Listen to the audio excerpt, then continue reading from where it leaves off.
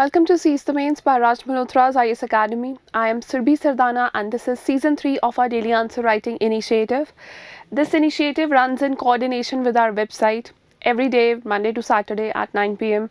we discuss one sample question for mains for civil services examination, UPSC and state civil services both. So what happens is basically here we discuss the content. We teach you how to write a good answer for a question that has been taken from current affairs. The entire content of discussion of these videos, that is Seize the Mains initiative, is uploaded on our website. If you see here in the mains answer writing section, this is a fully dedicated tab towards our Seize the Mains daily answer writing initiative. What you can do is read out the content that appears here, and also there is a comment section under each and every question. After reading out the model answer, try to write your own answer and post it in the comment section below. Our team will evaluate your answers and respond back with their feedback entirely free of cost. So join this initiative. All these questions, the content that we are supplying is high quality content, and I'm sure that joining Seize the Mains and staying tuned to Seize the Mains would help you immensely in your civil services journey. The topic for today is Nobel Prize in Medicine and Physiology. See, the current affairs floating around are just related to budget and economic survey. So we'll, let that settle for a while before we can come up with analytical questions based on budget and economic survey in Seize the Mains. So right now, for the next few days, we'll be covering some topics that have been, that could not be covered in Seize the Mains earlier when they appeared in current affairs. So Nobel Prizes, they appear in current affairs twice, around August and September when they are announced, and secondly in August when they are awarded, secondly in December, pardon me, when they are awarded. So in December, this Nobel Prize in Medicine or Physiology, it was awarded to this person called Svante Pääbo. So he was awarded the Nobel Prize in Physiology or Medicine, and the significance here is that all the experiments he carried out, all the discoveries that his experiments led to regarding Neanderthals and Denisovan. Denisovan as a question has been asked by UPSC in prelims earlier. So since this Nobel Prize has been awarded, and Nobel Prizes are very important for your prelims as well as mains part of syllabus when it comes to science and tech. So that's why Denisovan or the discoveries of Svante Pääbo, they become very important. So we'll be covering this topic today, and if you're not from science background, or you do not understand, or you did not understand what this Nobel Prize was about, just stand your ground, stay tuned. I'm sure that after this discussion, you'll be able to understand, you'll be able to understand how the questions are asked in civil services mains examination, and they're not as tough as they appear. So you do not have to skip science and tech questions. You can definitely attempt them, and you can definitely answer them the way you like, very comfortably and in a very good flowy manner. So yes, the question for day 182, we are at day 182 of our answer writing initiative. The question is, the Nobel Prize for Medicine 2022 was awarded to Svante Pääbo. What his research tells us about human evolution? What is its significance? Answer in 150 words. So the first thing is, whenever you study about Nobel Prizes, you should understand what is the research about, what was it about, and second thing, that why are Nobel Prizes important. Nobel Prizes, according to the will of Alfred Nobel, they had to be awarded to people who were making significant changes towards humanity in their respective fields. So this significance part of Nobel Prizes, this becomes very important.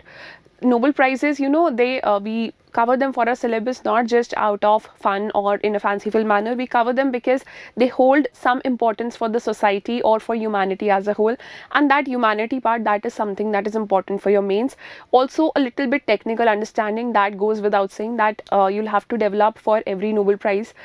Just utilize the amount of resources you have. If you do not understand something, look out for YouTube videos, look out for Google Images or Google News. Look at articles which are being supplied by the Nobel Prize Committee itself, or on their website itself, in the Nobel Prize website. Just look out for those articles and enhance your understanding of these topics, because these are important. They will make a very huge difference in your selection and taking you to the final list.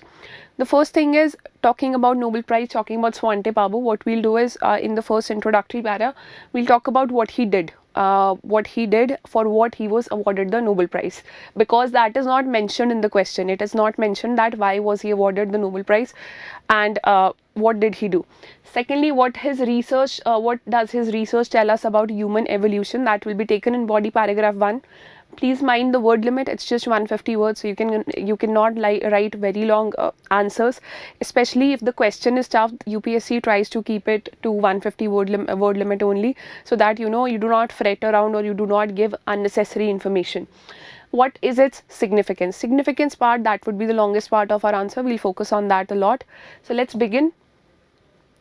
Svante Pabo received the Nobel Prize in Medicine or Physiology for his discoveries concerning the genomes of extinct hominins and human evolution. So that is the basic discovery that was about. That was a study. Through his pioneering research, Svante Pabo accomplished something seemingly impossible.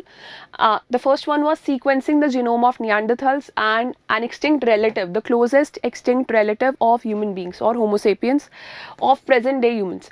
He also made the sensational discovery. The second one was made the sensational discovery of a previously unknown hominin that was known as Denisova. So that was also realized.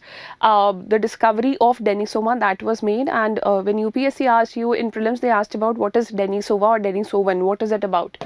Then body paragraph 1, what his research tells us about human evolution. So Pabo brought Neanderthals, which were believed to be among the many human-like species and losers of the evolutionary race, to the center on the question of human evolution. Thanks to his work, it is now known that Europeans and Asians, they carry anywhere between 1 to 4% of Neanderthal DNA, and similarly there are varying data that are available for the Denisovan DNA also, that is close to 6%. So you can add that part also, because that is about the evolution, or that is what does it tell us about human evolution. Whatever is left in this part, that information will be used in the second body paragraph of our answer in the significance part. So first of all, what is the first significance? That if you know about the ancestors, if you can study ancestors of human race, or where do Asians come from, what were the interactions that led Asians here, how was the migration happening like 40,000 years ago. So that can give you clues about how human body will react to certain diseases, how human beings indulge themselves or settle themselves into societies, and cultures, basically why Asian societies are so different from American societies. So it's is it just history, or your biology also has a role to play there. So yeah, Pabo's discoveries have established a unique source which is utilized extensively by the scientific community to better understand human evolution and migration. So that is your first part. It will help us better understand human evolution and migration. We now understand that archaic gene sequences from our extinct relatives, we are talking about Neanderthals, influence the physiology of present day humans. That goes without saying. And now this was the example that it was demonstrated that a large fraction of humanity will be influenced in terms of propensity to disease and adaptability to conditions by the species Neanderthals that evolved like humans in Africa around 1 lakh years earlier. So that's how Neanderthals affect us, because we evolved from them, or they were kind of our ancestors. We still hold genes of Neanderthals.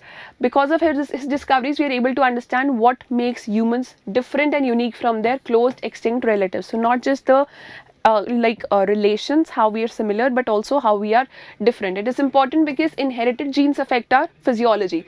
To this day, take for example Denisovan EPAS1 gene. It is found in Tibetans and Han Chinese.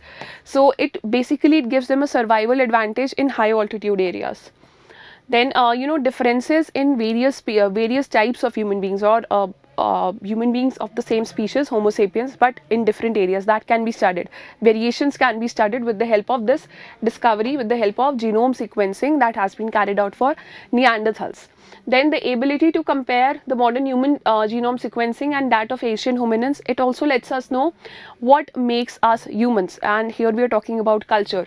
So unlike Neanderthals, who also had big brains, lived in groups and used tools, modern humans were able to create complex cultures, develop technologies, create art, and cross open water to spread to all parts of the planet. So how were Neanderthals, why did Neanderthals lose out on the race of evolution? Yes, they had big brains, that was consuming a lot of energy. So yes, on evolution they lost in Homo sapiens 1, but how our cultures also differed, that Homo sapiens spread around the entire world.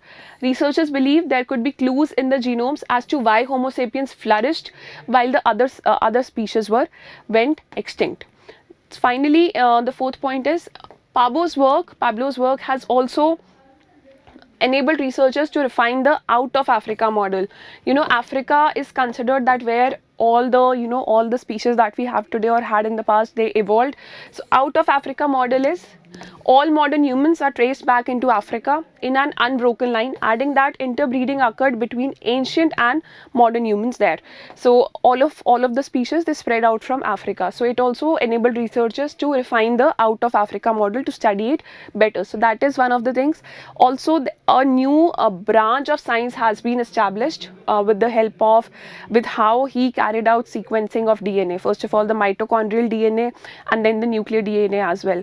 See, genome sequencing, that is already a very tough procedure, and genome sequencing of species that has gone extinct like thousands of years ago, finding a DNA in life form of that species, that is very tough, firstly. Secondly, carrying out its genome sequencing, because a lot of infection occurs, a lot of microbes infect the DNA or affect the DNA. So carrying out sequencing for a species that went extinct thousands of years ago, that is even more challenging. So in the conclusion, what you can say that, and most importantly, an entirely new scientific discipline called paleogenomics has been established, and that was because only of Swante's work, that focuses on studying the DNA and genetic information of extinct hominins through reconstruction. So that is the contribution, or that is the significance that his discovery or his experiments, they hold for humanity. This is your full answer for the day from our team site. Look for question 182 on rajayesacademy.com and let us know in the comment section how do you like this video. Do not forget to write your answers and post it on the website. The link to our website, that is rajayesacademy.com, that can be found in the description below. Click on it, visit the mains answer writing section that appears here, and check out all the content on the website. Stay tuned to the channel. I'll see you with another discussion of Seize the Mains Daily Answer Writing Initiative on Monday at 9 p.m. Till then, keep working hard and all the best.